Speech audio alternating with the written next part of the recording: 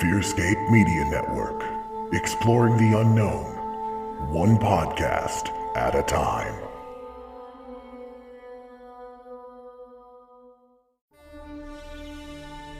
Hey guys, Stefan here from FearScape Paranormal Podcast and Misters of the Dark. From now until the end of March, we at the FearScape Media Network are raising funds to support your favorite FSMN shows throughout the next year. One such way is happening on March 5th from 7 p.m. to 10 p.m. Eastern Time. I will be offering live Zoom tarot readings under the moniker Phoenix Moon. I have been reading professionally for 20 years and now offer my services to all of you. Proceeds from the event go to support the network. Go to fearscapemedia.com/tarot to sign up for your slot now. There's only 12 available, so get one while they last. Thanks again, and remember, you can always support the network by going to fearscapemedia.com/support. Stay spooky.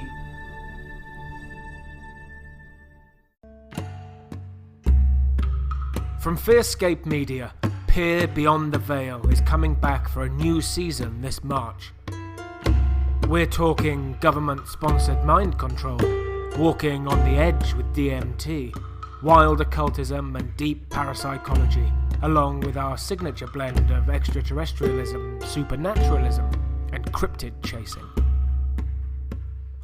Bringing you a brand new roster of fascinating guests, each with their own stories and theories on the wild and the wonderful.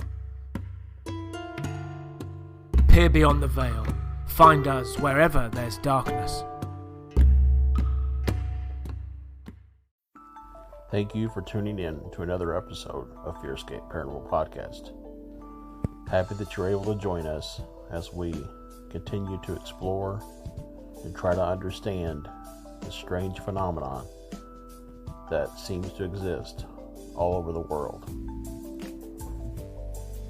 Stefan and I are on a journey, and we share that journey with you.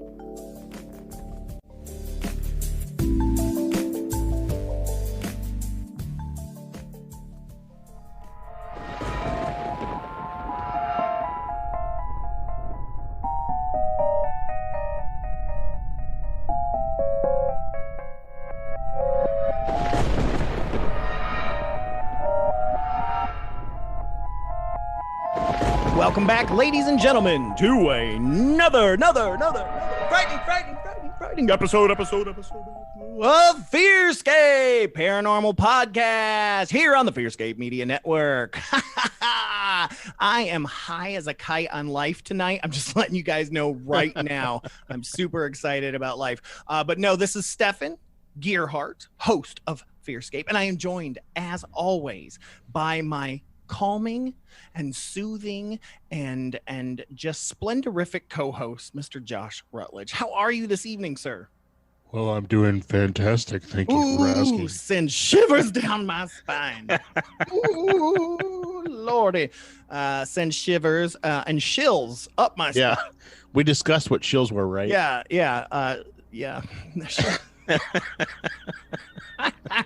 Chills is when you shit up your back. And then it gives you cold chills. Chills. Unless it's after some hot chili. It might not be chili, if you know what I mean. But anyways, yeah, that's where we're at tonight, man. Yeah.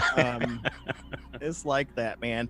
We have a very, very special guest coming on the show tonight. Josh, why don't you explain who we got coming on tonight? Yes, we have Jill Shelley, who is the owner of Boyd House, Boyd House, and it's very haunted house. And she decided, hey, I like ghosts, and I'll buy a haunted house. And so yeah, we're gonna talk to her about everything that comes along with owning and operating a bona fide haunted house. Yeah, and this is interesting because I believe, and correct me if I'm wrong, I don't know where it sits at this point, but I know Whispers Estate has been for sale for a while.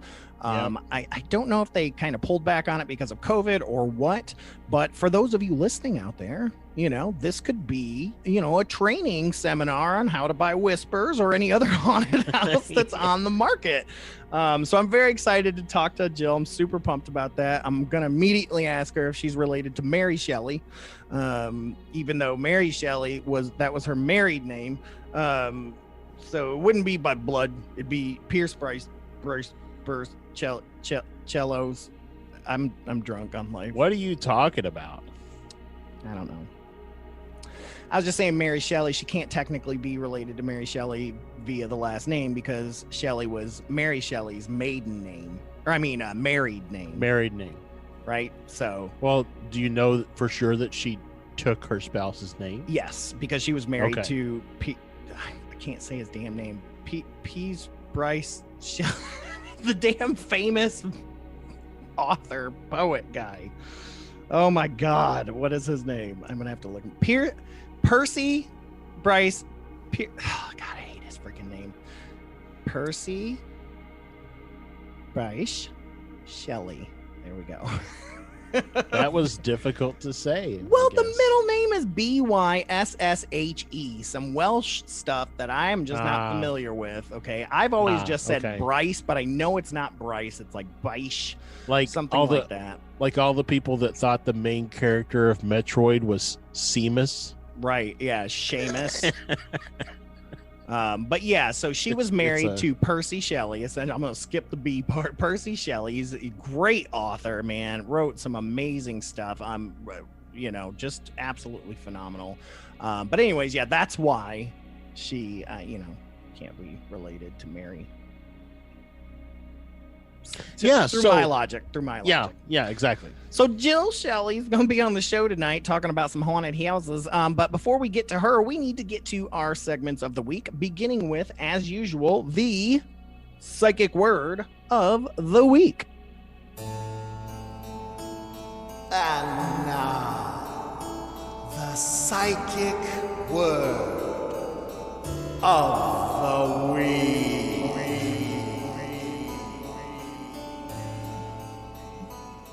All right, psychic word of the week. This is, as always, comes from the Encyclopedic Psychic Dictionary by June G. Bletzer, PhD. Rest in peace, Honey Bear. The way we do this is we usually just flip through the pages until we find something that grabs our eye. I landed on page 495, and the phrase that I hit was psi-conducive state. And that's PSI. So psi-conducive state. Looks like there's two definitions here. The first one is in the category of psi tasks, and it says a condition of the experimental area in which the attitude of the experimenter and subject are desiring for the psychic ability to flow. It also says inconclusive after that. The second definition is under parapsychology, which says an acute state of subconscious alertness brought about by meditation for at least 10 minutes beforehand. This quiets the body, emotions, and conscious mind to bring the psychic to a higher level of awareness and helps him or her maintain a neutral and passive attitude. This also says inconclusive at the end. So, Okay. Yeah. Not really sure where to take that. So essentially, what it means, I think essentially what it just means is relaxation. Like, Okay.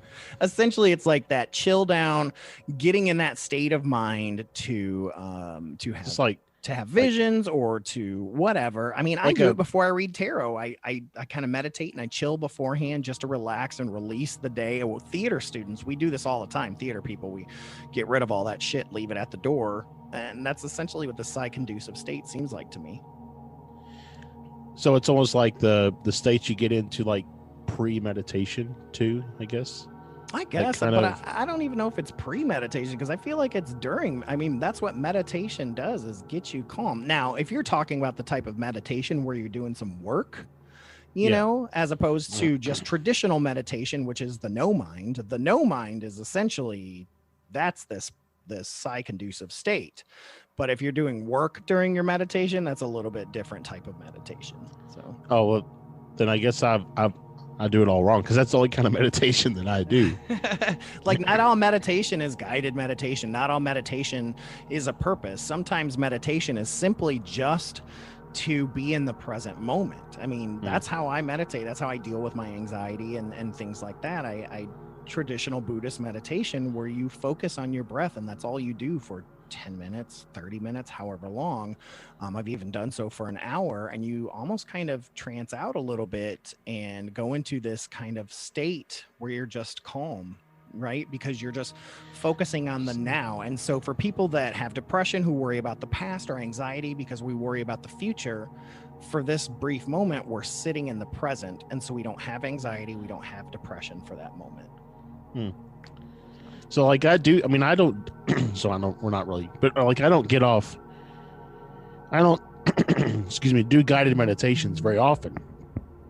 Like I have been because of this gateway experience stuff, but usually I do what you're talking about. I just get really calm, get into a state. But then once I'm in that state, like I ask for guidance, intervention, sure, you're visions. You're still doing a guided meditation. You're just asking for guidance from your guides or from higher powers or even yourself. Whereas just, normal meditation is just that. It's just staying in that state. And if your mind wanders, bringing yourself back to that state, it's calming. It can lower your heart rate. It can lower blood pressure. It does a lot of really great things, and apparently can get you ready to be more psychic. So essentially, now I get what you're saying. So the very beginning part of your meditation is indeed getting yourself into a psi-conducive state to do mental work. So I would say that even when you're doing your hour-long just breathing to be calm, that's still doing work, right? You're still doing you're still doing mental work to be calm. Technically, yes. Okay. Technically, yes. But if you do it right, you hit a point where it becomes, second nature. Yeah, like breathing. Nature. Yes, exactly. So, and that's where you want to get. That's where you want to be. So, but anyways, thank you, Junji Bletzer, for that wonderful debate. And let's go ahead and move right along. And I guess we'll go ahead and jump into our cryptid of the week. Hi, y'all. It's the Jersey Devil. Hope y'all are ready to meet some of my friends. Cryptid of the week. All right, so we've got our cryptid of the week. Thank you, Jersey Devil. This week, we're going to be talking about one of his really good friends that I don't know if he's really met or not. But it is the Beast of Bladenboro. Oh, yeah, I know him. He's real, too. Just likes to suck on things. Shut, Jersey Devil. Just relax. So the Beast of Bladenboro also is known by, this is also known as the Vampire Beast. Location is Bladenboro and Clarkton, North Carolina.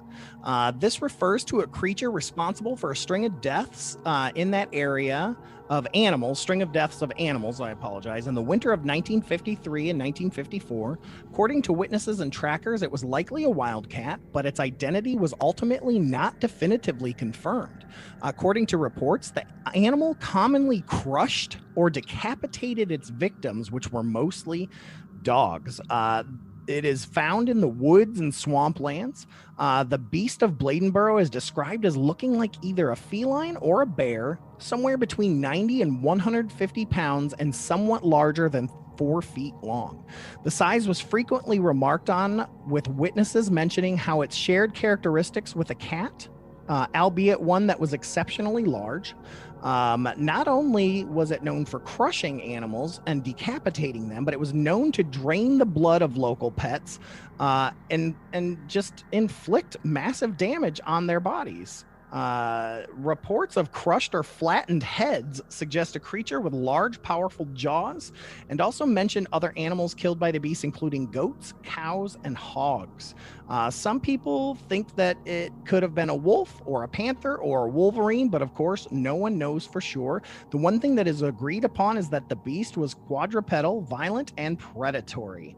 The Beast of Bladenboro killed all these pets and everything starting on December 29th, 1953. This lasted for over a week. Armed townspeople took to the forests and swamps looking for the beast.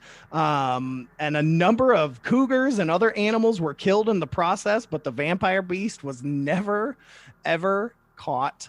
There's all these people that caught all these animals saying, hey, we found him. we got him. We got him, but they did not. And it says that, of course, like most of these areas having these monsters, there are usual festivals and things like that. So, of course, Boost the Burrow, which is a community booster for Bladenboro, holds an annual Beast Fest in which the Beast of Bladenboro, also known as Bob, serves as mascot. And they have a ton of events that all go around that, all around the vampire beast, the Beast of Bladenboro, and all that stuff. So lots of fun stuff. This is Beast of Bladenboro. So enjoy that. Yeah, he's real cool. He likes to drink. Thanks. Thank you, Jersey Devil. Very, very interesting. It almost sounds like a large chupacabra to me. Well, I was wondering if it was what was it called? Oh, there's like some, but has 6 legs. But I saw on Twitter, Greg Newkirk had posted a picture that some high school, like out in Wisconsin or something, has a cryptid as their mascot, and it's like that. It's like some kind of a cat, but it's got 6 legs. I wonder. There's some really interesting drawings, of course, what people think that it looks like, and it doesn't look like there's a definitive version, but yeah, I have heard of that if it's something that's super popular and the community has really rallied around it, that they may take that and make it their mascot. I mean, shit, some of these are, if you look at it, dragons and things like that, those are all mascots that are essentially cryptids. So I mean, things that we may not know of or can't necessarily prove, but some people, lots of people believe that are really out there and really exist, like Jesus and other things like that. Well, it's funny that you say that because there is a church called Peace Lutheran Church in South Carolina that has a group called the Christian Cryptids, and they talk all about cryptids of the Bible, as well as other cryptids and what that may mean. I would be really interested in joining that Sunday school class. Really? Yeah, really. So, but anyways, we're going to move on, Joshua. Let's go ahead and see what you got for us this week for our UAP sighting of the week.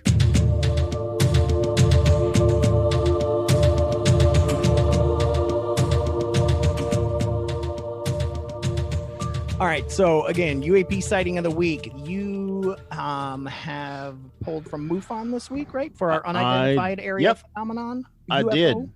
And I was actually wondering if MUFON was going to change their name to MUFAP. Oh, you know what? We should have asked Shane. Well, it wouldn't be. Well, it wouldn't be FAP, MUFAP. It'd be MUAP. MUAPin. Anyways, I don't know. Yeah. Now MUFON's a household name. So, yeah, this comes from MUFON, and I looked at. I wanted to look at good old Kentucky to see what popped up. And so this actually this happened on February 9th. So here recently. Wow. In Covington, Kentucky. Over up by the Newkirks. Yep. And A chevron-shaped formation of white lights moving very fast, no sound, and it seemed very wide. Each light was perfectly and equally distanced from each other. No body or surface of a plane or machine was seen. I was looking at Orion's belt in the sky with my naked eyes, and it passed to the southeastern direction. I felt it was very high in the sky, It was above cloud level as it disappeared behind a thin cloud cover. Ooh, man, you gotta love them ones with the clouds out. So, first of all, when I first read this, I was thinking Starlink, right? Because evenly spaced, but they specifically said chevron shape. Yep. And Starlink is a straight line. Straight line. So chevron shape is, for anybody, it's like a V, right? It's the V shape. Yeah, like a boomerang. Yeah, or like most people think of it chevrons on a military uniform, right? Yeah, like the so I always used to call those arrow toppers. I didn't know what they were when I was a kid. Okay, then. So yeah, but so the kind of V shape. So yeah, I mean it's not easily confused with a straight line of equally spaced satellites. So yeah, very interesting. And I've actually, the times that I've been able to go out this winter and just look up at the sky, Orion has been always right there front and center. It's winter. So yeah, it's one of the great constellations to look at. So yeah, in my opinion, it's one of the most recognizable because of how large it is. Like that and the Big Dipper, I think, are probably the two easiest. Well, and the movie The Men in Black, who talks about Orion's belt, and all this kind of stuff. So yeah, so it's good stuff. And that, like I said, up in the Covington area, which like you said, pointed out is close to around Cincinnati and stuff, and by the Loveland Frog. Yep. All right. Well, thank you for sharing that, and we'll go ahead and get moving on to our final segment before we get to Jill Shelley, which of course is Creepy Ketchup. Creepy Ketchup. Creepy Ketchup. Creepy Ketchup. Creepy Ketchup. Y'all, it's creepy. Yeah, here's a little old school. Suck it, Brad. That's what I'm saying. It's good, just badass theme song, man. That's all I'm saying. No, Creepy Ketchup, man. We had some similar Creepy Ketchup this week. I only had one thing happen, and it happened this morning. I went outside, and there was, as I step outside, I could hear it. There was a very low in the sky, unmarked black helicopter hovering in the sky above my apartment complex, right where I'm at. And I walked down the stairs, I'm watching it, and as I kind of stepped out onto the parking lot area, it like zoomed away, and I was like, okay. like I said, just kind of weird. Yep. It's the Men in Black, man. The Men in Black. This is not the first time I've seen an unmarked black helicopter low to me. I don't know. We did just talk to Alan Greenfield, so I'm like, right. Well, and weren't you at work? When we got back from Point Pleasant. Yes, that's what I'm saying. It landed in the field next to where I worked, man, and then just took off. Nobody got out. Nobody got in. Just floated like dark windows. I couldn't see through it. It just sat there for a little bit and then zoomed away as my computer went all crazy. Yeah. But yeah, it was just sitting there, and I almost forgot about it, which I told you earlier. It's like I almost forgot about it. These things are becoming so regular that they're not even like standing out anymore. Well, see, I think that, I was thinking about when we were talking about that I think that's probably the way that they want things to go, right? Mm-hmm. Like if UFOs or that kind of weird stuff is so commonplace that it doesn't even make the news anymore, that's the level of saturation that we want society to be at, so that if an event actually happens, nobody will freak out about it. Right. But until then, it's all of us hanging out in the aluminum naughty. Yeah. With our foil hats. That's right. Y'all pick up one of those shirts, okay? Yep. So pick up one of them shirts on FearScapePodcast.com/store. Yep. So yeah. So is that all your Keepy Ketchup though? That's it. I have not had anything happen, man. It's been light. Yes. So I had two things. I'll start with the one that's similar to yours, and that is 2 nights ago, put the girls to bed and climbed into bed, was going to watch UFO Witness on Paramount, not Paramount, Discovery Plus. Which, by the way, I've been watching too. Very good. Yep. Very good show. I just watched the episode last night that is about the Hopkinsville Kelly Goblins. Yeah, So, it's nice because some of the, like, especially the first episode, we saw some things that they mentioned in Unidentified, but it was nice getting some kind of deeper input into that. It was really, yeah. I So, would recommend. but anyways, so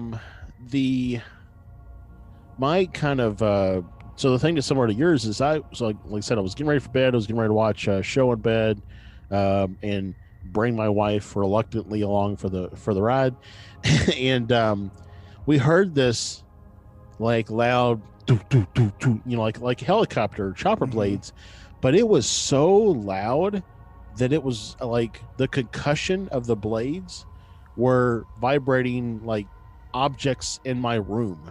Wow. Like Kristen had a glass or something sitting on her table, and it was so loud it was vibrating the glass that was tingling. So mine was like definitely not that low nor that large. Like so, like I kind of laid there for a little bit. I was like, well, maybe it'll go away, right? Just flying over. It circled back around. So curiosity got the better of me, and I jumped up, threw some clothes on, ran outside to see what it was.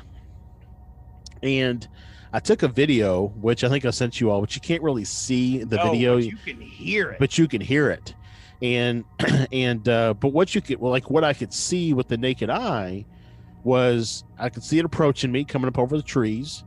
Saw like a red light and a green light, and then as it circled, dude, it flew directly over my backyard, and it was low enough that had it been daylight, I would have been able to see the pilot's face. Man, I'll tell you what, audience doesn't know this, but your wife just got you a new night vision video camera, and good God, I wish you had had that night. Oh, no. It's crazy that I got it the very next day. Like she was probably like, we need to find out what's going on.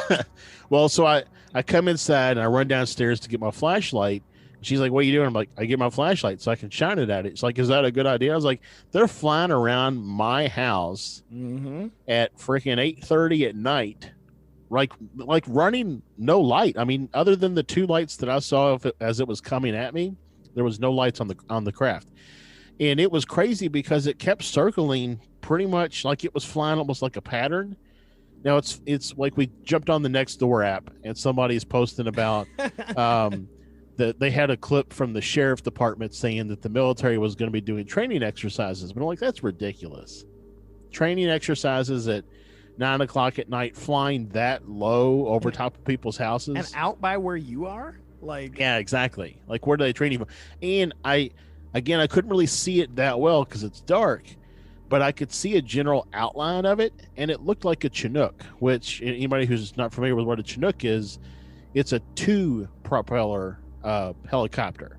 So it's got the front, it's got a front set of blades and a rear set of blades, and it's mainly a troop carrier type thing. It's like carry small ATVs and stuff like that. But I mean, that's a pretty large helicopter to be flying that low at 9 o'clock at night.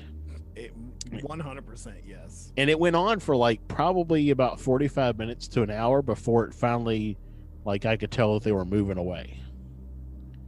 So yeah, Kristen is jokingly saying, good job, dear, because I was talking about having, we had Alan on, and then also I had been reaching out to various UFO people, to talk about, them coming on the pod. So, hopefully some of that'll play out. But I mean, she's like, it's a good job. They're interested in you again. So she knows now. So my other creepy catch up though was, so we've talked about it a lot before, that I feel like there's something in the woods behind my house. And, I've even got that video that like I put up on YouTube where I snapped that picture, and it looked like, like you zoom in and cleaned it up. It looks like kind of like this goblin-y looking face that's like peeking behind a tree looking at me. And so anyway, so I was standing in my living room, just kind of looking out. Like I wasn't even looking out in the backyard. I just happened to glance in the backyard, and the section of the woods that I glanced at, like it was probably like maybe I looked at it for 3 seconds, let's say, but in that 3 seconds that I looked at it, it was like this shimmer, like the Predator. That's why I asked you to like remind me about Predator. But it was like that kind of like that, shimmer of like something moving. Like I saw the woods behind it, but it was like distorted as it moved, like it almost like it was wearing some sort of a cloaking suit, and it was distorting the light that was coming back to my eyes. It was, like I said, it was really weird.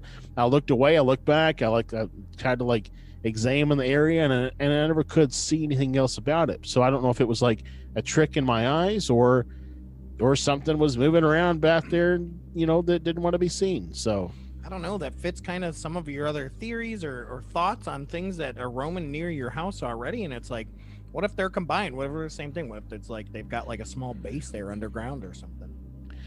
Well, or maybe they're just interested in me, So, we talked about, do a lot of this UFOs and aliens and stuff like that. Do they conduct things more at night so they don't have to use their technology as much to try to stay hidden?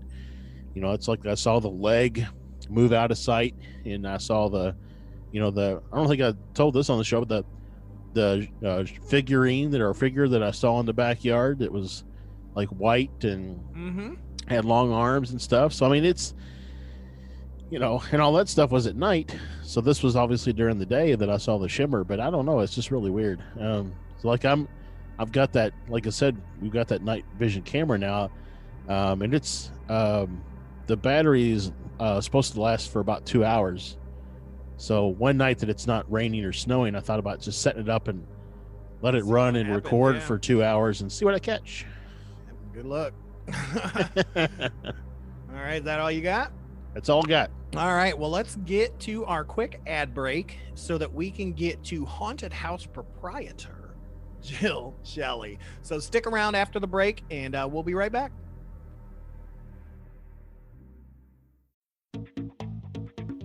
Hey everybody, Stefan here.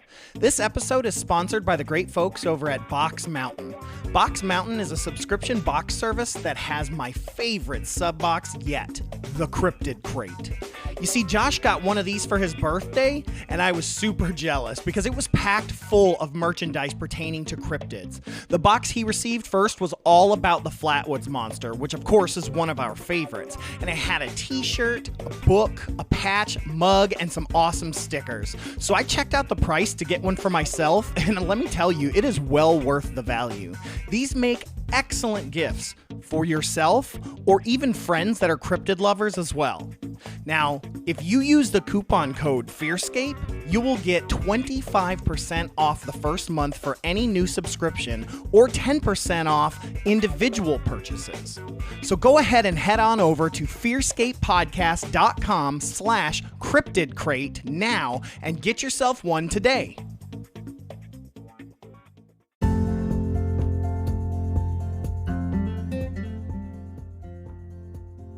You've heard us talk about all the amazing books we've been able to listen to on Audible. Everything from fiction to sci-fi to true crime and more. Audible is the leader in the audiobook industry with a library of over 200,000 audiobooks. Start listening now by going to fearscapepodcast.com/audible.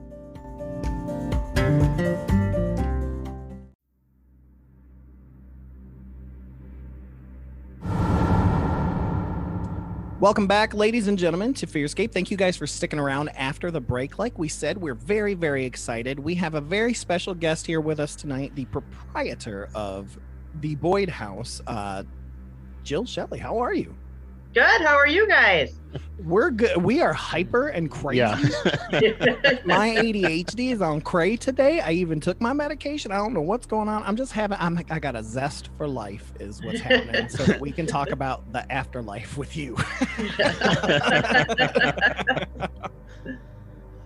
So I think that you had reached out to us because you are the owner of the Boyd House in Boyd, Minnesota. And the Boyd house is a haunted house, I believe. That's Correct. probably why Yep. you would own it. Yeah, I wouldn't see be- here. Yeah, it says it's a 4-story, 2,100 square foot home built in 1901. That's old. Yep. No one Yep. was alive then. So I had a question. Are you residing in the house, or you just own it for the purposes of it being a haunted house? Own it for the fun of just the haunted house thing. Just love doing a lot of research there, allowing other people to come in and research and just learn and try to figure out who the heck's all haunting the place. Well, now, I was- before you got involved with it, was it already kind of an established haunted house place? Much like in Indiana, close to Josh, we have the Whispers Estate, which has been a haunted house attraction now for a number of years, and they're trying to sell it. So we told our listeners, hey, listen to Jill if you want to learn how to buy a haunted house. Yeah. The Whispers Estate is still for sale. So, but yeah. I thought somebody bought that place already. Oh, well, again, we said we don't know. It's been a while Yeah. since we've looked into the story, so someone may have bought it. I didn't know. Yeah. No, I've actually been there twice. Yeah, I did my 40th birthday there. It was Did so ya? much fun. I absolutely loved it. But yeah, back to my question is was this kind of an established kind of attraction before you bought it, or did you turn it into such? I pretty much, well, I didn't turn it in because it was already haunted, but it was a residential home actually. Some people lived there for actually 30 years, and then they actually sold the home. And I ended up finding it because of that, obviously traveling around to haunted locations, I wanted to own my own place and also to do the research. So I just kind of started looking on the MLS, looking for, certain criteria, and I came across the Boyd house. I fell in love with the pictures right away. I was like really drawn to it. It was almost like almost obsessively drawn to it. Like every day I would look at the pictures, and I hadn't gone to look at it yet. I just kind of fell in love with it. That makes me ask two questions. First one is, one, did you live near it already? And B or two, oh Lord, it went right out my brain. So we'll just go with the first one is, did you live near it? No, I didn't. It was quite a drive for us. Yeah, and actually even when we went there to look at it, one of my teammates and I were just waiting outside, and the realtor hadn't arrived yet. And I was like, you kind of get the feeling like something's staring at you out that attic window. And she's like, yeah. So, and then, yeah, we got some great stuff when we went in there because our realtor is really cool. She knew that, I wanted to buy a haunted location. So when I'm coming to do like mini investigations. So, bringing equipment and stuff. And we had the REM pod go off within 8 minutes after being there. And then we got some really good spirit box responses, and you just kind of felt like somebody was there, like they were kind of staring at you from afar. The house was welcoming, but yet, kind of like a distance. I don't know. Like they were cautiously interested. I think that's what happens when you have a house of spirits as opposed to like malevolent ones. Like they can still kind of be malevolent, but they're more cautious and like, you're stepping onto my property, right? So well, you don't know what kind of the family that lived there before may have just completely ignored any activity, and it was the wind, it was whatever, and so if spirits are in fact trying to get people's attention and they spent the last 30 years being ignored, then they might be more apt to welcome those who are willing to acknowledge that they're there. Right. Yeah, and actually I did speak to the previous owners because I had some of the evidence the first time we went, checked with the medium that I trusted, and she told me there were 6 spirits there. So I thought, well, let's clinch the deal. Let's see what the owners have experienced. And they were kind of real hesitant to really talk about a lot of stuff. But they did. The one mom said, I always thought that house was funny. That's what she said. Yeah. That's a common term, is funny. She said sometimes they'd hear old-fashioned music. The kids every once in a while would see a man sitting in the chair. They would just have some stuff happen, but they didn't really pay attention. People have been touched in the house. As they were growing up. Some of their friends would be touched at night. On a sleepover. If they wanted to keep living there, it's like, if you're going to keep living there, you have to like ignore it or accept it. And sometimes accepting it is super scary. Yeah. So they didn't really accept a lot. So they never chose to really engage with the spirits. And actually it took a while, because we probably took about 2 months to get the house kind of situated to the way we wanted. So now this is all new to them. They don't know what a REM pod is, versus like you say, you go to Whispers Estate, it's knowledge the spirits have heard about a REM pod 900 times. They know what it is. So, I almost had to like teach them, to do everything in a way. I love that. So yeah, we spent a lot of time getting to know each other, and, there are children there. So we played some games and finally got them to touch REM pod teddy bears. And it's almost as if once we started really reaching out, making communication, things have just gone off the charts, with myself and other teams being there. And I think they really enjoy interacting. That's fantastic. Yeah, I remembered my second part question, which was, you said that you got the criteria right on MLS. I'm like, what sort of criteria did you put in? Like, how does one put in haunted house? Now I know like the new thing is to like have a Sasquatch in all of your pictures, right? Like that's the new thing everybody's doing on their home home pictures and stuff. But I'm like, I never thought to like, how do you look up haunted houses? Well, you just go by your gut feel. That's kind of what it all is. What I really love that so much. What house attracts you? I mean, yeah, nobody advertises, hey, my house is haunted, want to buy it? So, they should. Well, I know. But probably a slimmer market for those types of people. Exactly. Yeah. So then, I just put in like, what I go from 1700 to like 1940 would be what I would do. And then I put my price range in, and I didn't care where in the state it was located. If it looked cool and I had a feeling about it, I went to it. That makes so much more sense. Thank you, because now I'm going to be doing that here in Arizona. Well, it makes me, it really makes me wonder though if every residence, building, whatever you want to call it, if every building has some level of haunt to it, like, so, and I don't like using the word haunt. Like Stefan, you and I've talked about it before. There's so much kind of a negative connotation that goes along with the word haunting, but like it, does every residence or domicile or whatever, does it have some sort of a spiritual attachment outside of the people who live there? So could any building be, I don't know, haunted, for lack of a better word? I mean, if you got all that energy, I mean, you've got people that built the house. I mean, if you're looking at haunting as being more than just a spirit, right? It could be anything. That's my opinion. It could be, you could have the energy of people that have worked on. I don't know. What do you think, Jill? Well, I don't think every place is haunted, but like you said, every place has some sort of energy to it. Mm-hmm. So you could have that residual, as they say, residual haunting, where it's like the same thing every time, almost like that imprint in time. Yep. And that could be something that people would be considered, it's haunted by a ghost because this happens every time at like 12 o'clock, but you're not really understanding the theory behind what's really going on. Yeah. But yeah. It's interesting. I talked to my realtor when I first moved out here, and I kind of like lightly broached the subject of the paranormal, to kind of just gauge, because he was kind of a cool guy. And I was like, all right, let's see if he's into this stuff. He's like, man, I have some stories. And just not only from being a realtor, in which he told me a number of crazy stories of just houses and condos and things that he sold and been around, but he also did, what do you call it?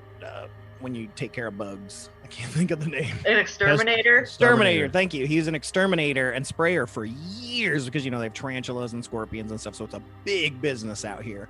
And he's like, I'll tell you what, I've got more stories from when I was an exterminator of things that he found underneath like porches and houses. Just stuff where people didn't know that there were bodies buried under there, just all kinds of crazy stuff. And he's like, I knew that house would be haunted the second I walked in, because I seen some shit underneath the house. So you can only imagine. He said there's so many. He's like, realtors, he said, those of us that are cool with the paranormal, we talk about this stuff all the time. but they don't put it out there because the majority of people, it is assumed that would hinder the sale. So they don't want anybody to know. He's like, but man, he's like, way more than you realize are haunted. I could imagine. You know, I mean, I could just imagine, though, you have your realtor for the purchase of your home. You have your inspector that inspects the structural integrity. Mm-hmm. You need a shaman to come in and help cleanse the home before you buy it. I mean, it's like a budding industry right That's there. what I'm saying, yeah, man. Or a priest to Or, exorcise. you know, whatever you want to, you know. I imagine the little guy from the Mummy, the Brendan Fraser Mummy, who's got all the different things on. He's holding each one of them. You know, it's like that guy. He just shows up with whatever kit he needs for that particular house. Yep, Jill, and we can get you on to do the how-to video. That's what yeah, there you go. So I did notice that on your all's the Boyd House Facebook page, that you all had some offerings for people to come and stay in the house for like a couple of nights or a weekend or something. Is that something that you all do very often, or? Yeah, we actually allow overnight private paranormal investigations 365 days a year. But right now, so what we're doing is running a special promotion for 2-night stay. So we're knocking $50 off the normal price. So it'd be $300 for 2 nights. To stay at the house, and we're running that through the 1st of March, but you can book anytime during the calendar year. Now, how long have you had this place? Almost 2 years now. So boy, so you had it for a year and then COVID hit. Has that impacted you guys very much? You know, it did. It's always slow getting up and running anyway, you know, because Mhm. you got to get people in and get the word out and things like that. Yeah. You know, we was really hoping with the, you know, unfortunately with the 2020, we had all these conventions we were going to go to and Right. promote, and I was super excited because I got like this, you know, what was it, like a 7-8 foot tall sign that I could put outside and everything. So we're hoping 2021 will be better for some of the conventions, but it's really been picking up probably towards fall. I think people kind of got the just bug to go travel, and it has been all of a sudden booming, crazy busy. We have a lot of weekends booked up, and a lot of teams been coming out and a lot of good reviews. So yeah, things have been great. Good. Well, I hope with more of the vaccinations and things like that, I hope you guys see a lot more business. I just, things like this were already good anyways because of the private function of it all. You know, you're already putting together a group of people that you would only be around with anyways, and kind of fits those state, maximums and things like that. So I'm glad to hear you guys pulled through, because so many, small businesses did not make it. And, of course, we're biased towards things like this. So. Yeah. It never stopped anybody, I don't think. I mean, I think it slowed us down for a while, but. Sure. Especially at the very beginning, I bet you. Yeah. Right. Yeah. So is there, just kind of shift a little bit more towards the house itself. What's the, craziest or off the wall thing that you have experienced at the house? Oh my gosh, there's been lots of things. Yeah. If you got extra, feel top free to three, share those too. whatever.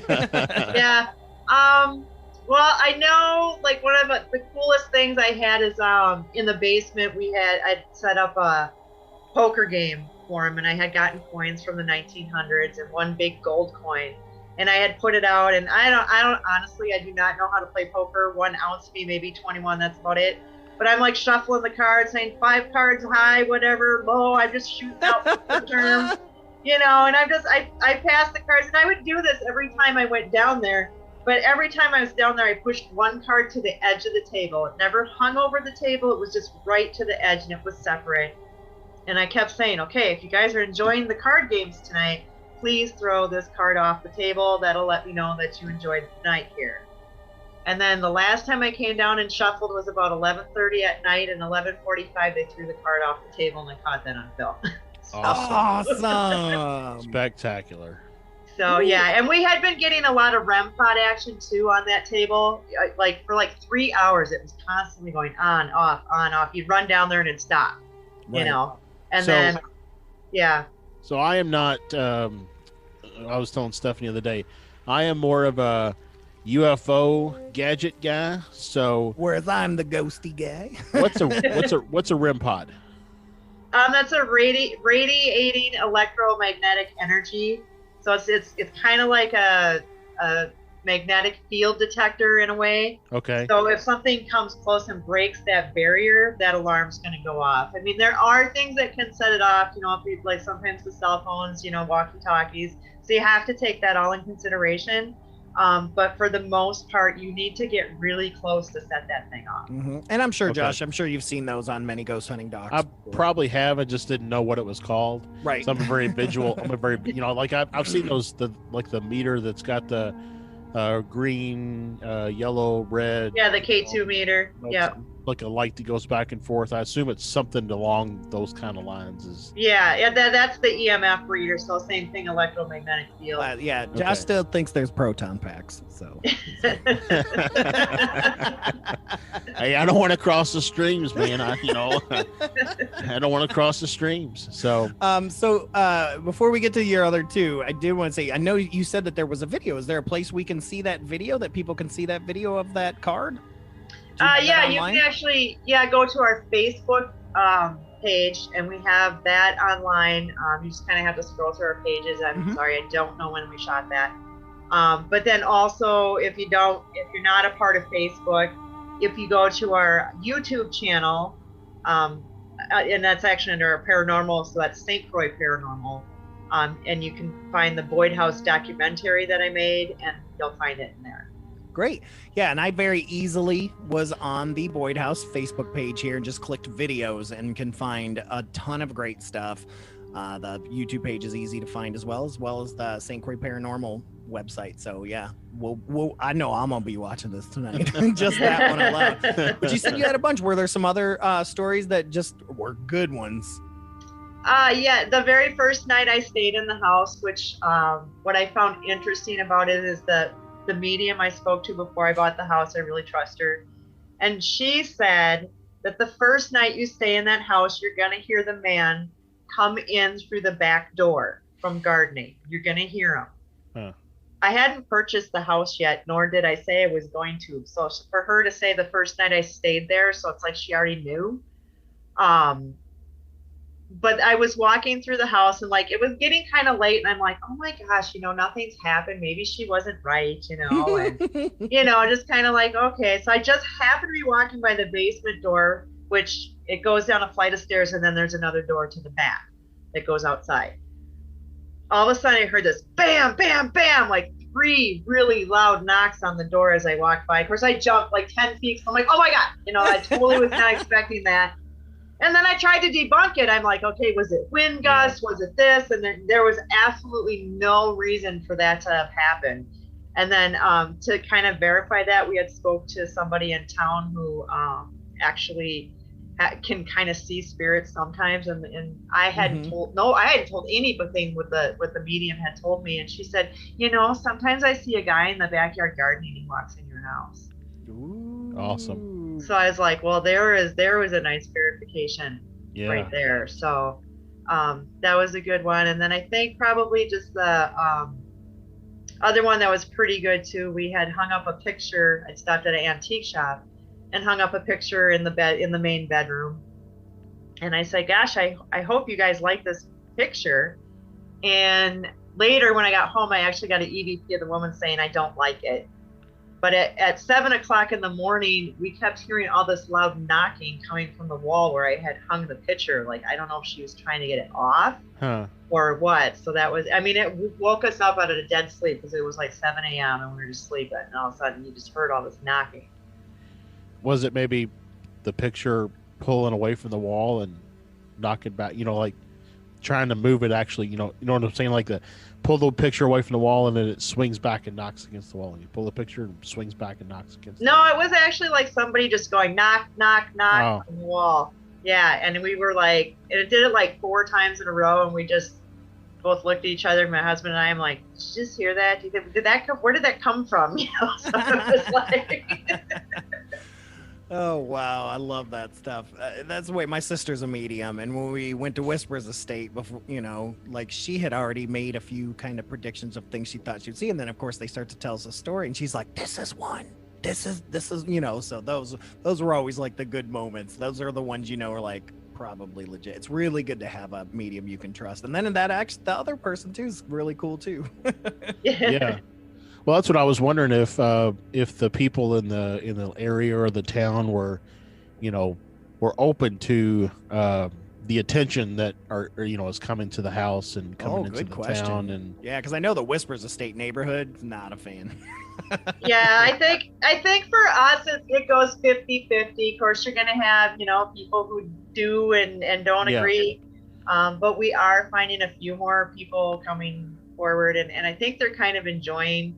Honestly, this town. I mean, they are great people, but it's a real small town. It's like 157 people. No, 75, I think. So a real small town, Wow. and so I think they're kind of liking some of the attention. I know they've always enjoyed talking with the investigators. A lot of times, if they're outside taking a break and somebody's walking by, they'll stop and chit chat with them and that kind of thing. So it is a good, friendly town. So then I assume then being that small, it's probably not in a neighborhood, so to speak. So how far is like the closest house to the Boyd house? No, it's in town. Oh, okay. So it is mostly farm country. I don't know how many houses are exactly in town, but it's small. Our house is actually located on what would be the edge of town. The old owner back in the 1900s was Fred Eckert. He actually owned not a hardware store. He owned like a dry goods store. They sold fancy clothes, shoes, food, you name it. He did it. He helped build the church. He was part of the fire department, very well-respected businessman. He died in the home as well, and we know he's still there. But it's really just a hop, skip, and a jump into town. Literally, we walk a kitty corner across the street, and there we are. So we were actually the first house on the edge of town back in the day. And then there actually was like a blacksmith across the street, which now there's a house there. But if we look back at the pictures when the town was first around, they actually had 500 people in town, and it was like a Wild West booming town. They had, just the cowboys and the Indians. Well, not the Indians, but they had, well, they did because they were actually butted up against the Sioux Dakota reservation line. Right. Yeah, I was gonna say that. Yeah. Yeah. I saw that was close by. Yeah. So we don't know what kind of activity. We've researched and we can go back about. Early 1900s is all of the information that I'm finding, so whatever happened back in the 1800s, we may never find out. So there could be a lot of history, Sure. that's happened on this land as well. Yeah. So. Well, that's what I was wondering if, excuse me, if the house looks like it's all in its kind of original configuration.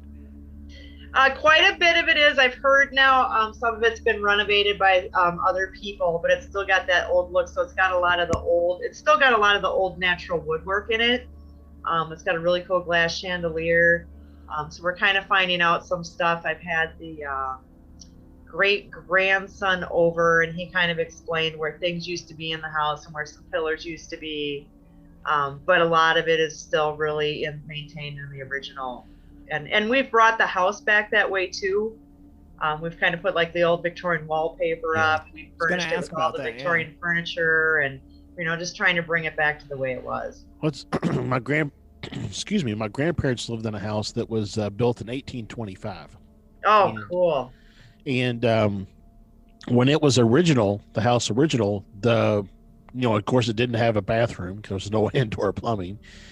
And so the half of the house was a doctor's office on the first floor, a schoolroom on the second floor above the doctor's office, and then the other half of the house was living quarters.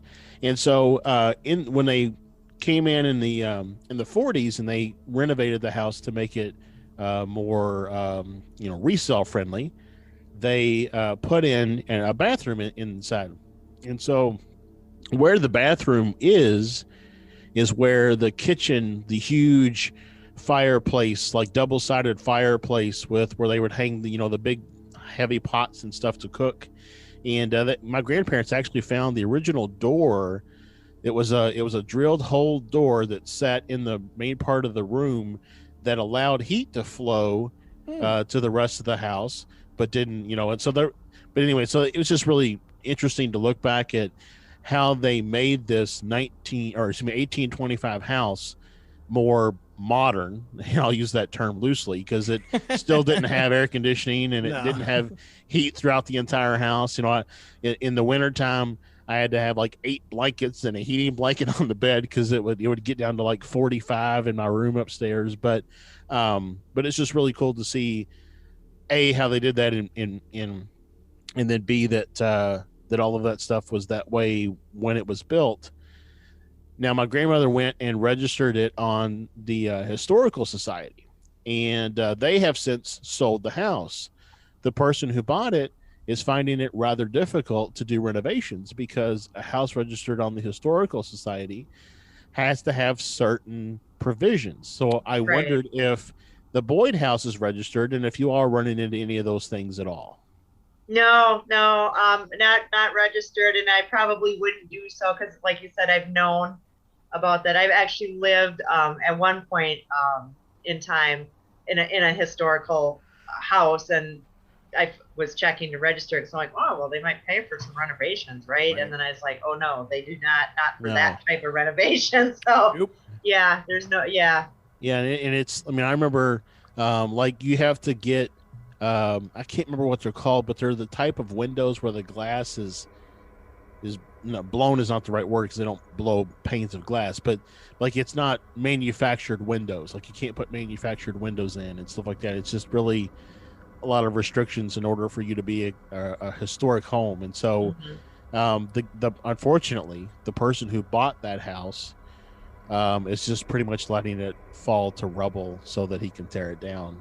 Oh, that's too bad. It is. It's very sad. Every time I drive by it, it's like, a major part of my childhood is just basically falling apart. So, yeah, those buildings are just amazing, and the construction. I mean, they solid. They're so solid, and I think that's one thing I like about the paranormal investigating. I mean, you go to some of these places, and you're taking a step back in time, and you're just seeing this. Yeah. It's just incredible. I love it.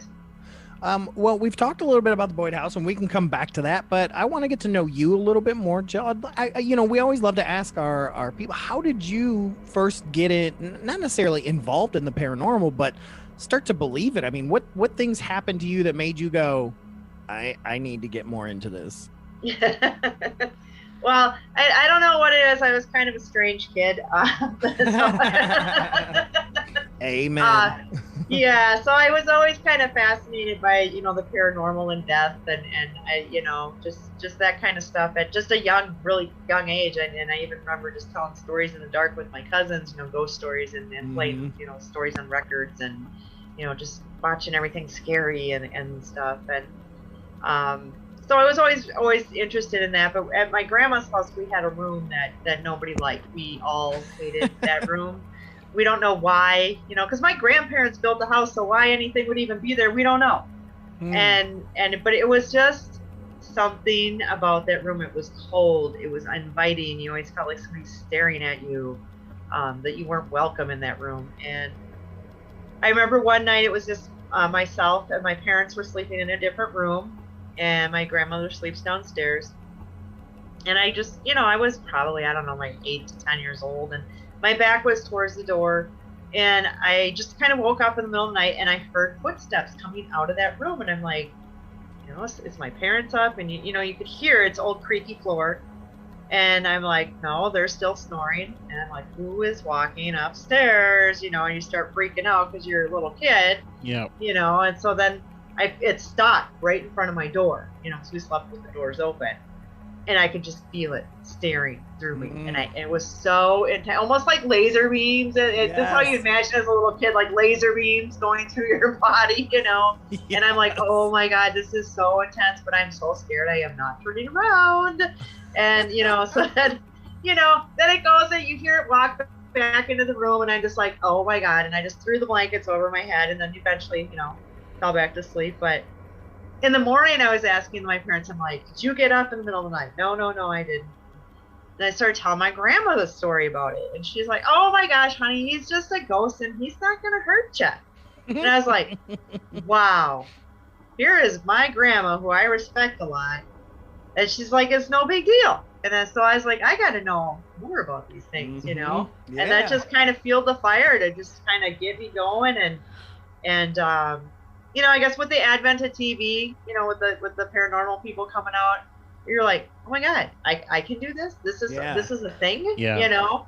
And that's kind of where that took off, and just met a great group of people in 2010, and we formed our Croix Paranormal, and yeah, it just took off from there. It's been a wild ride. So, just out of curiosity, if you remember or not, the room in your grandmother's house, where was always cold and such, was there a mirror in that room?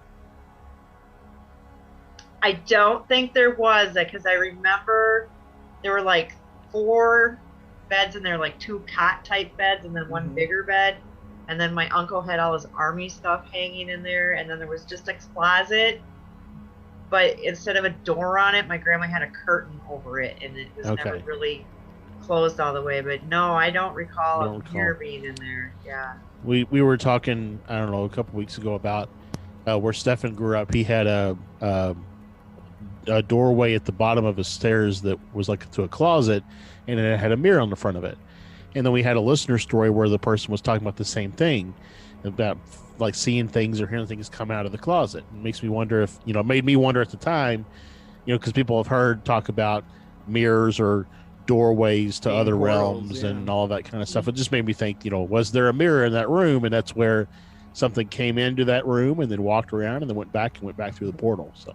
Well, it's interesting that she said her uncle had the military stuff, because my grandparents' house that my grandfather built, he was in World War II. Quick side story: he was in the very first wave of the Battle of Normandy. His entire platoon died except for him. He covered himself with their dead bodies until the next wave came in. It's a really scary story. And he survived because a Nazi came up to check the bodies. He shot him. It's the only person he's ever killed, and he swore he would never kill again, never enact violence, but he kept that helmet forever. In fact, my brother has it now. But forever it was kept upstairs in this room, and my grandmother always said that there was this Nazi ghost that was in there, and it was still attached to that helmet and things like that. So you never know like what's attached to something, or attached to a person, or what was on the land prior, or anything that it could be. And you said military, and I was like, oh, I was already going to tell this story. So you never know. Well, it's like I think I can't remember where I read it, but somebody had posted something, I think on some social media, that said, you know, when you go to a yard sale and you buy someone's old trinket, you never know what's attached to that thing, what you're bringing home in addition to whatever you're buying at that yard sale. yeah. Well, yeah, and I buy a lot of antiques that come to the house too, so I don't know if that might contribute to some. And I know I bought some dolls that are supposedly haunted. Now, whether they really are or not, I don't know, but I bought them. So still fun. So they're out there. So you just never know if any of these things have attachments to them, you know. Well, cool. You had briefly mentioned St. Croix Paranormal, and so I'd like to talk about that a little bit. Sure. You know, it's not a common thing for someone to not only buy a haunted house, but to I assume you started the group with some people. How did that all come about? I mean, how fun is that, really? Yeah, I know. It was started with a guy at work. So we've been really good friends, and we just started out talking about, you know, scary movies. We had that in common. Next thing you know, we started talking about ghosts. And so he's like, yeah, I do investigating. You know, he's like, I just, you know, just a few places. It's a hobby. And I'm like, oh. And so then we just kind of started doing stuff together and investigating. And then we started talking to people and found more people who were interested. And actually Donna, who is a very dear close friend of mine now, her sister-in-law actually worked where I worked, and said, oh my God, you have got to meet my sister-in-law. And so me and Donna talked on the phone, and then we decided to meet in a graveyard. And we've been best friends ever since. So that she joined the group, and it's just really blossomed. You know, we just started out doing private homes and businesses locally, and then we took our very first trip was Villisca Axe Murder House, So that was our very first place, and then we just started traveling all over the U.S. and going to all those fun haunted locations, just in search of the paranormal, and just bonding as friends and having a great time and meeting some awesome people. That's so great. And then now you get a house out of the deal. right there. I've reached my goals, my dreams. So yeah, it's been a crazy ride to get there, but I've enjoyed every minute of it. That's awesome. And I'll tell you, I've pilfered the St. Croix Paranormal website, and I'll tell you the thing that keeps standing out to me is on the evidence page, which is that shadow figure at Ashmore Estates. Oh my gosh, Gives me goosebumps. What are the duck bumps, like it said in that one book? Bumps, yeah. Chicken skin. I just, man, like even right now, I'm like I gotta stop looking at it because it's like it's staring at me. Yeah, that's Donna, man. She is our photographer extraordinaire. She will take probably now she kind of tries to build a record every time we go of how many more pictures. It used to start out with like, I only took 500 pictures, and then I'm like, only 500. That became a joke, and next thing you know, I'm like, you took 700. I think so. She keeps going up. So that's my like sister Kelly, man. Yeah, she's a photographer. Like about 2,000 photos at one place, but it's just click, click, click. But you know what? If she hadn't been doing that, we would have never caught that photograph. Well, and now, like I said, my sister Kelly's a photographer, and she took some family pics, and, we were there for like an hour or whatever, and we thought she maybe had like 100 pics. She had 2,500 pictures. We're like, hell, but it's because, now these cameras have that click where it could take 17 pictures like very rapidly, right. Which is really great for ghost hunters and UFO enthusiasts and stuff, to have a better opportunity to grab something, right? Because now you've got 17 shots or whatever it is to look at that, but that just adds to the number of pictures you gotta exactly. go through. Yeah, that's I've always I'll set up I'll set up a camera in my house and let it record for 8 hours, but then I'm like, but that means I've got to sit there and watch 8 hours of video. I still struggle on those times where I'm like, you know what, I'm gonna watch all the Lord of the Rings. Or like I'm gonna set up a microphone and just let it record all night long, but I'm like, but then I've got to go back and listen to 12 hours of audio, and it's like, so who draws the short straw for having to to listen to all that? Well, Donna likes to do the EVP, so she does all that because I hate it.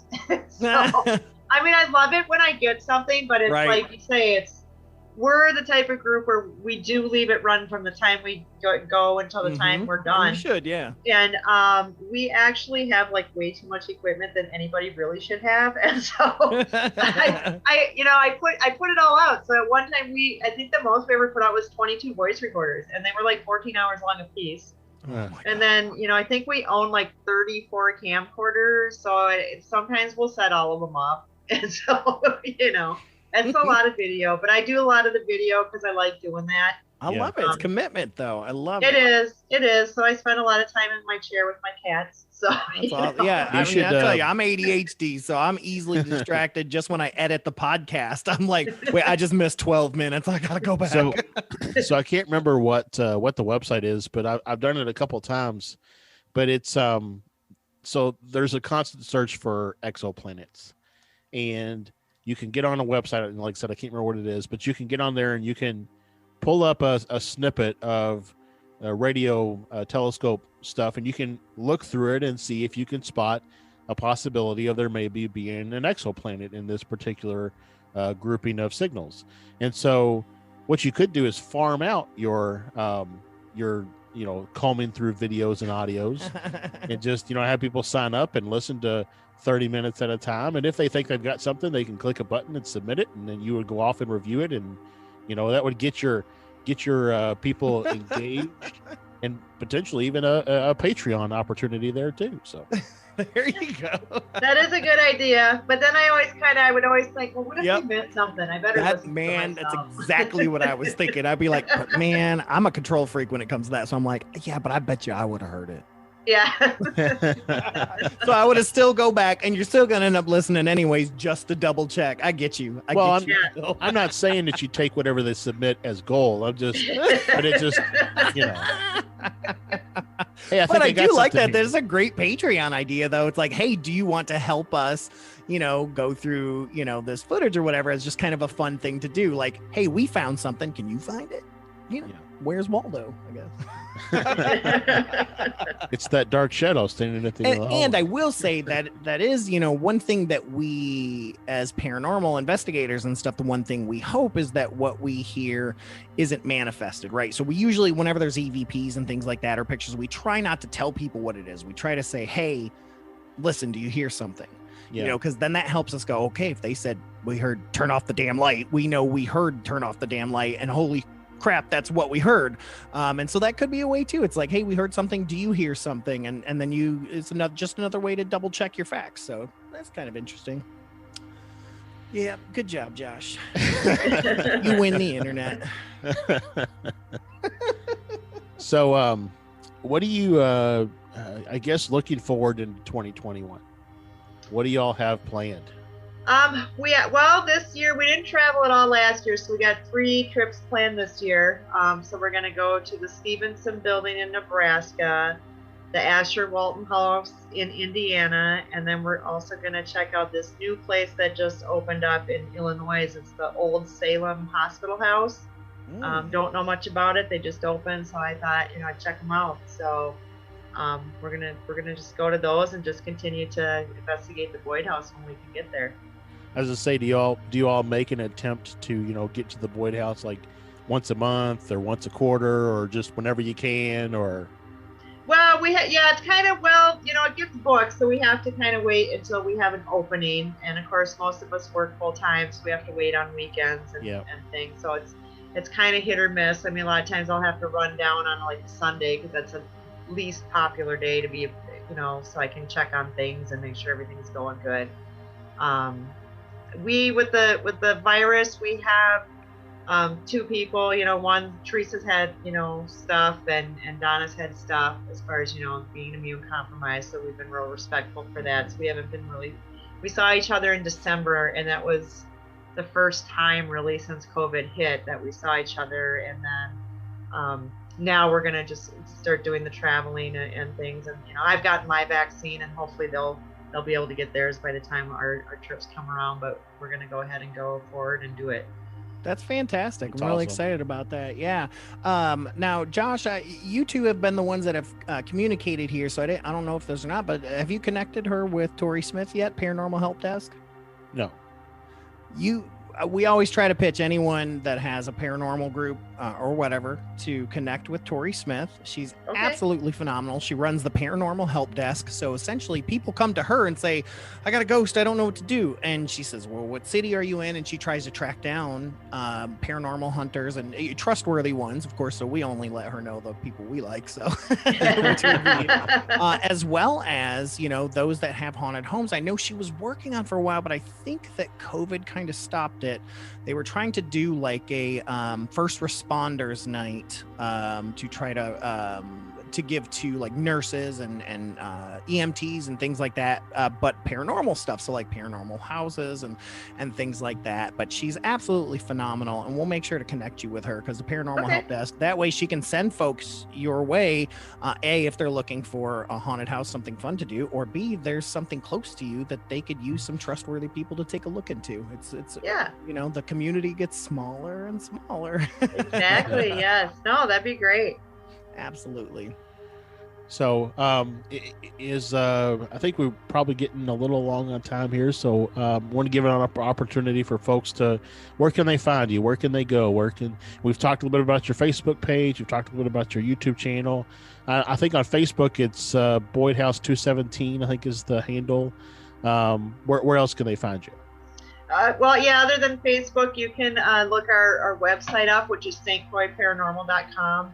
Or if you want to email us direct with any questions or reservation requests, that would be boydhouse217@yahoo.com. Great. Now, we will, of course, be sharing all of that. And you people, you are blanket huggers. They love to check your stuff out, so they will. But one thing we like to do with all of our guests, if they're a ghosty type person, paranormal, we got to ask, how do you feel about the opposite of that, which is either cryptids or UFO type related stuff, being someone who's in that arm of the paranormal? Let's see. I'm kind of on the fence about the UFO thing, but then again, I don't know a lot about it. Right. You know, I can believe there is other stuff out there, you know, as far as other planets and people. But, you know, I don't know. And do they really come here? I don't know. It's hard to say. I guess I don't follow a lot of it. Mm-hmm. Yeah. You know, so I can't. I'm not a non-believer. I guess you should say that. Well, but I don't if I- follow it. Same with like the, you know, Bigfoots and things like that. Not really get into that. Now, come on, you're in Minnesota. They're everywhere. No. I don't know about that. They probably freeze to death. I think it's like 17 below right now. So. Oh my goodness. Hey, I'm in Phoenix. It's 76 today. It was fantastic. What were you gonna say, Josh? I was just gonna say, so if I were to tell you one documentary that could perhaps educate you on the UFO phenomena and also you know, maybe further your education on the topic, it would be a documentary called The Phenomenon. Okay. Oh, yeah. And it's by what's the guy that Fox is? James Fox? Is that it? Fox Mulder. No, anyways, but it's got like credible witness testimony from like people in the military and things like people in the governments around the world, and it is by far a great documentary. You can get it. You can watch it on Amazon. There's some other places you can look at called The Phenomenon. And if you were to watch one doc that would, you know, expand your understanding and give you some evidence, that would be my recommendation. I agree. Yeah, no, I'll totally is, check it out because I find the stuff fascinating. It's not like I haven't watched UFO documentaries before. For sure. But yeah, I mean, everything is fascinating. Anything you don't know about is kind of interesting, or mysteries of the world. I guess I've always been a kind of sciencey kind of person. Oh yeah, so. you remember those yeah. books, those mysteries of the unknown books when we were kids that used to be in like the reference section at the library, or like they were like mysteries of the unknown. I used to want all those books. But yeah, I have to agree with Josh. Phenomenon's really good, and it's kind of a modern take as well. And it's on a number of streamers for free right now. But how about for you? If there's one documentary besides something you guys would do, which you should go check out the Boyd House documentary and everything else. But what's something you would recommend for people if they're interested into the paranormal to take a look at? Oh, I don't know. Don't rely on the Hollywood stuff. That's Right. for sure. Yeah, I don't know if there's any particular documentary I would recommend. Just knowing that it's not like Hollywood makes it out to be, I guess. Yeah. Yeah. So The Conjuring is not a documentary. No, it is not. And what I find funny, what I learned is when they say based on a true story, it only has to actually be about one fact. So, Yeah. you know. For sure. Yeah. We had Andrea Yeah. Perrin on, who was the oldest daughter in The Conjuring, like in real life. And that's pretty much what she said too. She's just like, I mean, she wrote 3 books about the whole situation. And she's like, yeah, we didn't touch a lot on what actually happened. Even though she was a producer too. They should make him say loosely based. Yeah, loosely based. Yeah. Loosely based. Fantastic. Well, I hope they make a full movie about the Boyd House starring you, because I have absolutely enjoyed this time, and I hate that we even have to go, Jill. Thank you so much for coming on to FearScape and telling our folks all about you. We've got listeners up in Minnesota, so and close. So it's like, if you guys are close, get up there. That's what I'm saying. Yeah, it was fun. Thanks for having me on. Absolutely. And you never know. We like to grab guests and bring them back on for other things. We might grab you and go over a topic with you sometime and have you join us in our research. It's a lot of fun. Definitely would love to do it. Thank you. And we love your ancestor, Mary Shelley. Just kidding. No.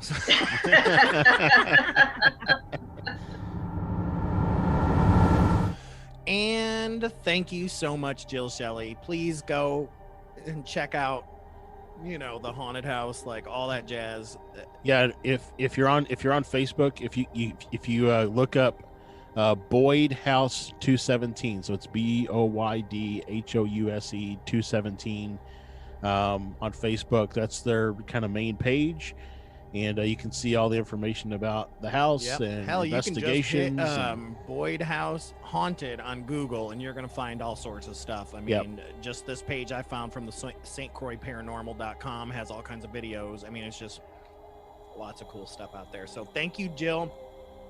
We'd love to have you come back on again. I'm spooked. So we haven't had a good haunting thing in a Yeah. while. So Yeah. lots of good stories. Sadly, not sadly, but I don't have a haunting listener story tonight. I'm actually gonna do something a little bit different. We haven't done this in a while, but I actually wanted to use one of our listener stories that's based off of a UFO sighting. I just really like this story. We've been hanging on to it for quite a while. And I wanted to share it because, your UFO sightings are listener stories too. And they're not just for UAP sightings of the week. And so I wanted to share this one. And this one comes from Teresa from Rogersville, Alabama. And I will tell you this, not her real name. We needed to use an alias, and you'll see why. I saw something bright moving in the night sky the last few weeks of March and the first week of April. Nightly, actually. And I took pictures on April 5th. At first, I thought it would have been Venus, as it was stationary. Then I knew it couldn't be Venus unless Venus can stay stationary and then go up and down and around, all the while getting brighter and dimmer. Then in April, it stopped again and was stationary. I finally had a neighbor on the 3rd or the 4th come out to see it. And like I said, in April it stopped moving and we could see it was Venus, but in March, it wasn't Venus. Now my husband, he works at the Arsenal NASA in Huntsville. It's not the first time he's joked and said it's a UFO from space or a UFO from the military, still unidentified to us. We've seen bright lights stay for an hour, then literally disappear in less than a minute. A couple of weeks later, he sent me the video of that jet that raises up like a helicopter and then takes off like a jet would. It's weird. But the ones that I saw in March were only maybe once every 5 or 6 days. However, the next day, military helicopters would buzz low all day, and those planes, the ones I just told you about, those were roaming around at night. And I'm not talking about the planes en route to the airport either. I'm talking about the ones that raise up like a helicopter and take off like a jet. Now, Rogersville is about 40 minutes to an hour's drive to the Arsenal in Huntsville. Everything revolves around Von Braun. No, he wasn't a monster Nazi, but we did finally get his name off of our concert hall. Now, don't tell the rest of the country, but we're not all characters from Deliverance. We have some of the country's best medical places and aeronautical minds in the world. Think of the moon, Patriot missiles, and sweet tea. That's what you get down here. But you also get people who will leave well enough alone as long as you ain't hurting nobody. Yes, that's twang and sarcasm together. Driving west from Huntsville, you go through Athens, a bunch of one-light towns, then cross Elk River, and then you're in Rogersville. It's still small town living with lots of farms and fields. Athens has the interstate, but it's not even that big of a city. I'm just saying this because we still have dark nights and lightning bugs and everything just a-shining. I think we may notice more here near the river because of that dark. But that UFO in March, or whatever, I don't know anymore. I didn't like that. With everything that I've seen and know from my husband, this made me nervous. We usually stand behind the military because we know even with their faults, they are the best in the world. But in the past few years, since 9/11, the weird stuff you see is happening a lot more often. And I don't think Venus, Mars, and other objects just randomly stopped following patterns. We know the planets have a routine, so why aren't they following it all of a sudden? Believe me or not, but there are some things afoot that I think will see the light of day sooner than we are comfortable with. So that kind of reminds me of, we've talked about it before, our sighting with Capella. Mm-hmm. That's exactly what it reminded me of. So, Capella is a stationary star in the night sky, but yet the night that we saw it was jumping all over the place. And we both saw it. And it would move away from its location and then zip back all of a sudden. And it's just, so, and we've talked about it before, how, if they potentially, if there are things operating in space and they want to hide in plain sight, right? Hide in front of a planet, in front of a star that looks like a star, but yet, really it's a craft that's sitting a lot closer to us. So, yep. And, and then if you got camouflage technology, it's there. Or, if math is a universal language, then they would be able to calculate the distance needed to look exactly like that. Yep, exactly. So, well, even if math isn't the universal language, they probably still have math.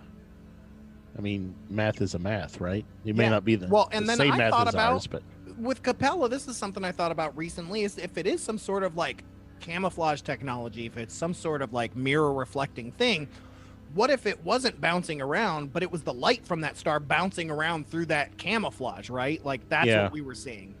It's possible too. Yeah, that's the secondary thing I was thinking about the other day. Yeah, very possible. Very, very possible. But yeah, thank you, Teresa, from Rogersville, Alabama. We appreciate your story. You can always send in your stories to us at fearscapepodcast@gmail.com. Send them. We love them. UFO stories, cryptid stories, hauntings, whatever you got, we want them. We want them. If it's weird, we want it. Yeah, exactly. You can also go to any of our social media, FearScape Pod, or, FearScapePodcast.com, submit a sighting there or chat with us on there. There's 100 million ways to reach us. We want those stories. But Josh, we need to get out of here. My zest for life has waned down. I'm tired. That's what Looks not even late where you are. No, it's not. It's not even 7:00 yet. But I get tired because my ADHD gets me super hyper. And then crash, and that's what crash. Stock cruiser crash. Stock cruiser crash. Bam. Anyway, all right. So we're gonna get out of here. Thank you again to Jill Shelley. Make sure to go to fearscapepodcast.com or fearscapemedia.com to check out all of the other podcasts there. We also want to tell you guys we are raising money in March just to do way more stuff than we're able to do with the network. And so we're just asking for some support. You're going to see some cool events coming soon, some things like that. But all through the end of this month, through the rest of March and all that, if you want to help us out and donate in any way, shape, or form, the easiest way to do that is fearscapemedia.com/support. Yep. And also check out the store, fearscapemedia.com/store, fearscapepodcast.com/store. It's the same store. Just whichever link you want to use to get there. Yeah, some people are picky. So, but yeah, it's a secondary way to support us. The third way, of course, is by reviewing the show, rating the show, and sharing the show. But anyways, let's go. I'm tired. I need to get out of here. All right, this has been Stefan. And be careful. There's stuff under your bed. Like dust bunnies? Dang it, man. I'm trying to get a new goodbye line. Catch you on the flip side. This has been Josh. The truth is now. I hate you so much. All right. Remember, folks, hold those blankets extra tight because things tend to get spooky when you're listening to FearScape. Good night, everybody. Good night. We hope you have enjoyed this guidepost on the road of high strangeness with us. And we thank you, as always, for listening and joining our caravan to the weird and unknown. Please consider supporting us as we continue our journey to find the answers we all seek. FearScapePodcast.com/support.